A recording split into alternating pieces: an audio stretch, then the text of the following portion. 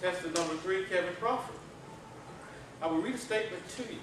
At the end of the statement, you will complete the statement. The impromptu murders.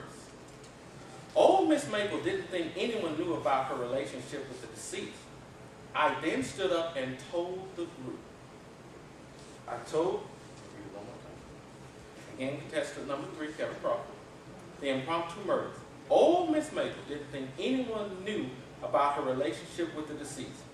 I then stood up and told the group.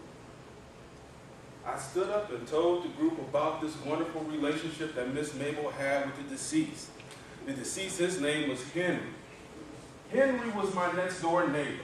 And I used to talk to Henry all the time. I used to say, Henry, how are you doing? And Henry said, I am so tired. And I was like, Henry, why are you always so tired?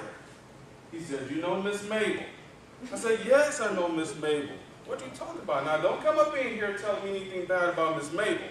Miss Mabel is the deaconess at the church. I'm not going to hear anything bad about Miss Mabel. He said, Miss Mabel, she came over last night. I'm like, oh, no. What you telling me now? Miss Mabel came over last night. He said, Miss Mabel came over last night. She was feeling down. She came over and said, Henry, can you help me out with my problem? And Henry said, all right, Miss Mabel, now, you know I'm married now, so you can't do anything like that. You know, my wife's out of town.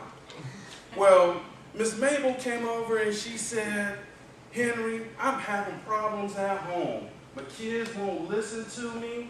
My husband not treat me right. What can I do, Henry?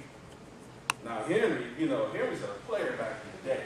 And for you all don't know what a player is somebody who likes a lot of women. So old Henry said, well, won't you let me come over here and comfort you? And so Henry tried to comfort old Miss Mabel. And Miss Mabel said, Henry, will you kiss me, Henry? And Henry said, oh, I'm going to start feeling that old thing, and let me see if I can go with this. So Henry decides to kiss old Miss Mabel. But guess what?